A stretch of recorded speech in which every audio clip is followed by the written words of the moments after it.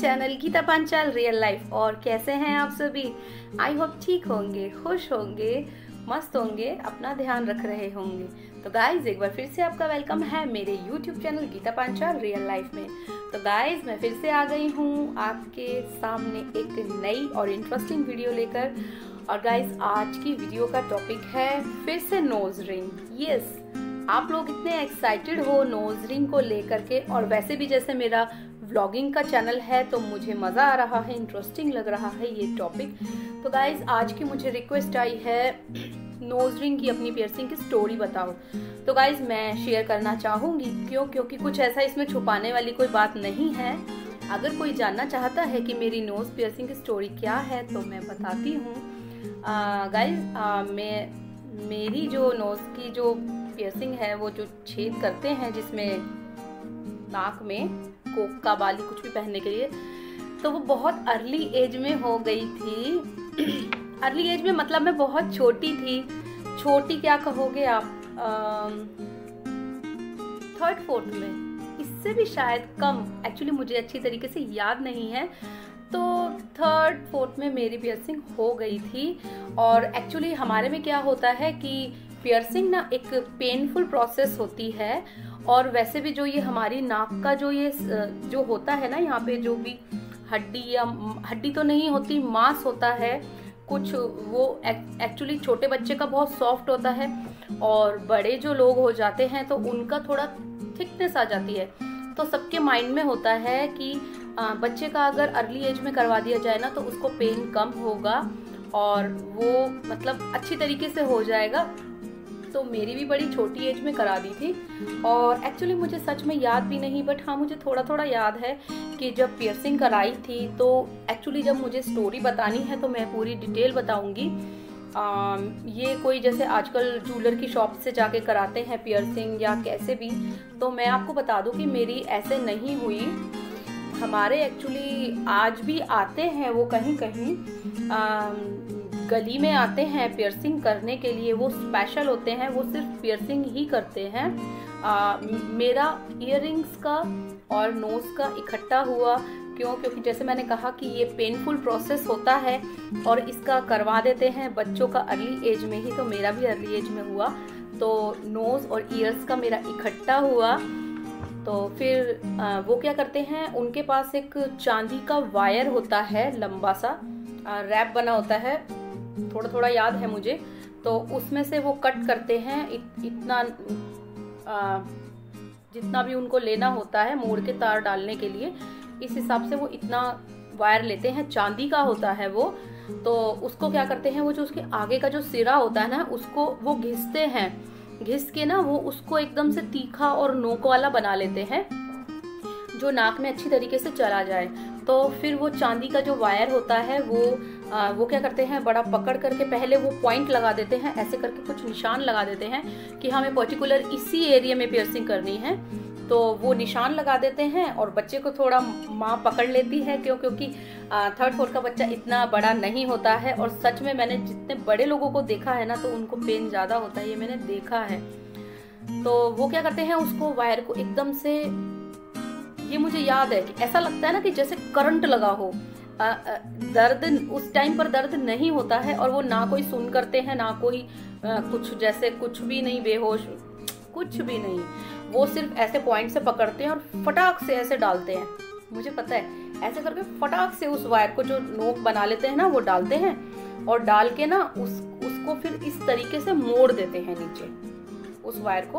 उसके ना आगे कुछ मोती सा लगा होता है और उसको ना वो मोड़ देते हैं बस। तो वो कम से कम भी जो भी पियर्सिंग कराता है उसको 1 से 2 महीना वो ही तार डाल के रखना होता है, और कुछ नहीं डालोगे आप। क्योंकि वो अपनी जगह बनाने के लिए, क्योंकि पियर्सिंग जगह बन जाती है तभी तो वो सक्सेसफुल होती है कि हाँ बन जाती है। तो जगह बनाने के लिए वो काफ़ी टाइम तक डाल के रखना पड़ता है, 1 से 2 महीना। उसके बाद क्या करते हैं, बच्चे का वो तार निकलवा देते हैं, उसी से निकलवाते हैं, वो ही निकालता है। जब वो अगली बारी आता है तो उससे बच्चे का तार निकलवा देते हैं, बच्चा बड़ा जो भी पियर्सिंग कराता है। फिर उसके बाद क्या करते हैं, जब वो सॉरी, जब वो तार पड़ा होता है ना तो क्या करते हैं, सरसों का तेल लेते हैं, सरसों का तेल में हल्की सी हल्दी डालकर गरम गरम ल्यूकवार्म, बिल्कुल गुनगुना गुनगुना एकदम से जो अच्छा लगे, तो उसके ऊपर ना रोज लगाते हैं, जिससे वो क्या होता है, वो पके नहीं और बारिशों में नहीं कराते हैं पियर्सिंग वगैरह। तो मेरे ख्याल से मेरी गर्मियों की छुट्टियों में हुई थी शायद, बारिश नहीं थी, वो मई जून का जो समय होता है। तो फिर उसको ना रोज लगाते हैं, कॉटन की बड लेकर के उसको तेल में डुबाकर हल्दी और सरसों के तेल को गरम करके और ऐसे करके लगाते हैं। मुझे लगाया करती थी मेरी माँ।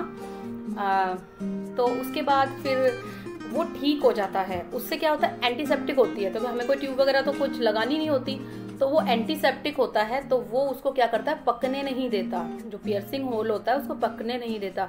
तो वो लगाते रहते हैं। 1-2 महीने बाद जब उसको निकालते हैं तार को, उसके बाद क्या करते हैं, नीम की जो लकड़ी होती है ना, पतली सी, वो एंटीबायोटिक, क्योंकि एक्चुअली पुराना जो समय था ना, वो बिल्कुल कभी होता नहीं था कि बच्चों का कुछ पक जाए। किसी का पक भी जाता था तो जो बड़ी एज के लोग होते थे ना, वो गाइडेंस दे देते थे कि ये कर लो।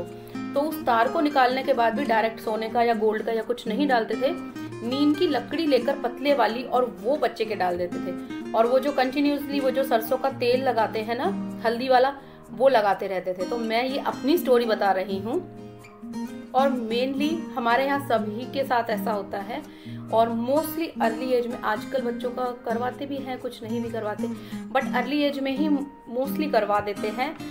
तो ऐसे मेरा हुआ, और उसके बाद एक बार हल्का सा थोड़ा सा पक गया मतलब मॉइस्चर हो गया था। फिर वो जो हल्दी और वो जो लगाते हैं ना सरसों का तेल, उससे मेरा ठीक हो गया। मुझे कोई भी मेडिसिन कभी नहीं लेनी पड़ी पियर्सिंग के लिए, और कानों का भी मेरा साथ हो गया था। और सच में अगर अब मुझे कोई कहे ना कि पियर्सिंग करानी है, तो सॉरी, मैं नहीं कराऊंगी।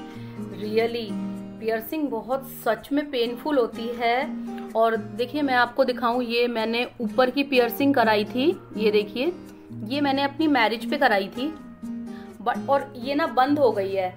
तो मेरी हिम्मत नहीं होती बिल्कुल भी कि मैं ये जो पियर्सिंग है अपनी, जो ये मेरी हुई पड़ी है, देखिए ये मेरा छेद हुआ पड़ा है, बट ये दिखता नहीं है, ये बंद हो गया है। क्यों पता नहीं, मेरा कुछ पक गया था तो मैंने वो निकाल के रख दिया, फिर उसके बाद डाला नहीं तो वो जाम हो गया, और नाक और कान को छूने से जान निकलती है सच में।